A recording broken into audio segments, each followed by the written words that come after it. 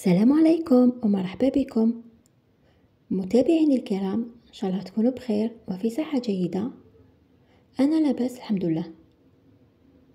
جيتكم بهذه الوصفة كيكة بذوق الليمون. لهذه المقادير نحتاجو بسم الله. عندي 6 حبات بيض بدرجة حرارة الغرفة،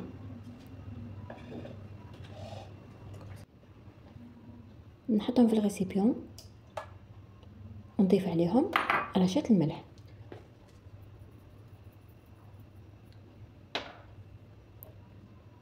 نضيف كاس سكر بوزن 220. دوك نبدا نخلطهم بالخلاط الكهربائي حتى يبيض الخليط ويضاعف اللون. يبيض الخليط ويضاعف اللون. انا بالعكس، يضاعف الخليط ويبيض اللون تاعو. من بعد نضيف نصف كاس زيت ونخلط مليح. دوكا نضيف نصف كاس حليب يكون دافي، نزيد نخلط مليح. كل ما نحركو مليح كل ما تعطينا نتيجة مليحة.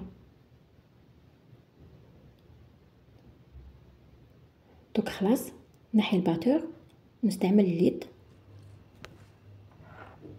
دوكا نزيد الفرينة الكاس الاول.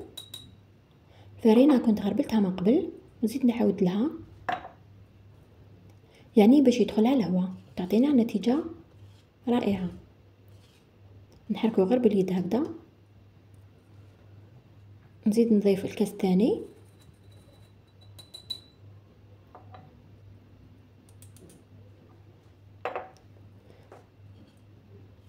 ونضيف نصف كاس فرينة، يعني استعملت 2 كيسان ونص.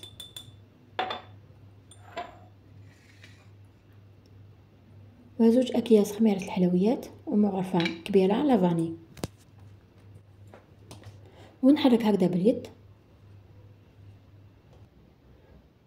وفي هذا الوقت راني شعلت الفرن على 180 درجة، شعله مسبقا.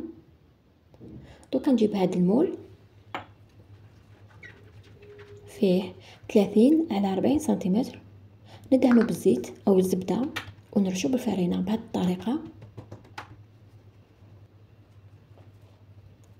دوكا نحط الخليط في البلاطو.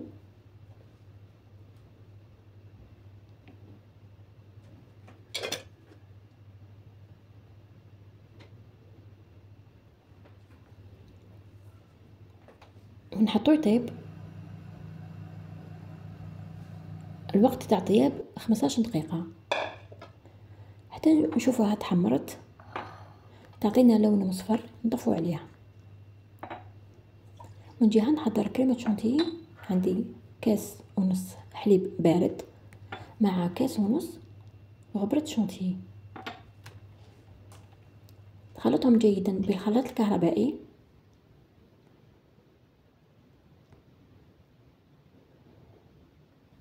دوك نحطها تبرد.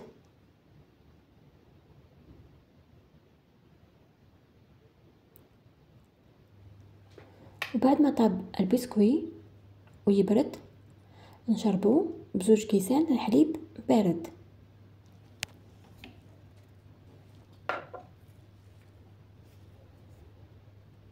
ولا لقيناها تشربت نضيف لها نصف كاس واحد اخر تاع الحليب.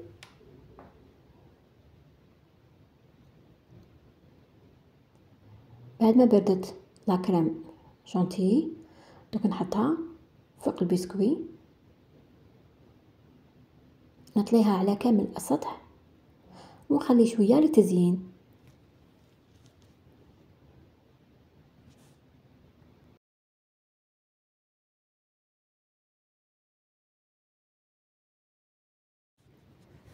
نسويها مليح هكذا كامل بهذه الطريقه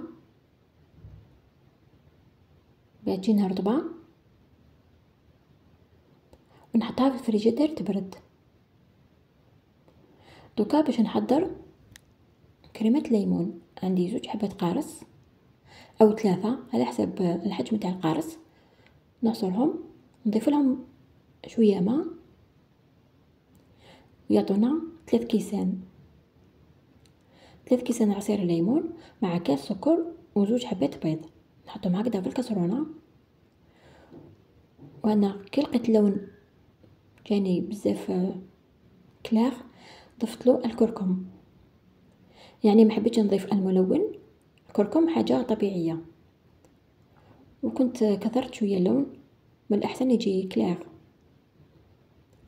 نحطها فوق النار حتى تعقد، من بعد نحيها ونبردها، نخليها حتى تبرد مليح، ونفرخها بهذه الطريقه فوق البسكوي.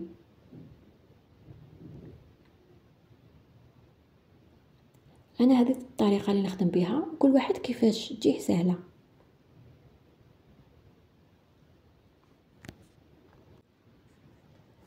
ما نديروش الكريمه وهي سخونه باسكو تهبط لنا هذيك كريمه الشونتيي اللي كانت من تحت. من الاحسن حتى تبرد مليح. نديرها هكذا بسباتول بالعقل برك، نسيسوها بهذه الطريقه كامل.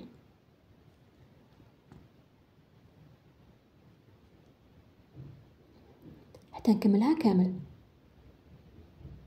راهي واجده، دوك نزيد نحطها تبرد تشد روحها. من بعد نقسمها ونزينها هكذا بدي غوزاس تاع لا كريم شونتيي، ودرت هكذا دي ترونش تاع القارص. راهي واجده معنا. ان شاء الله تعجبكم هاد الكيكه.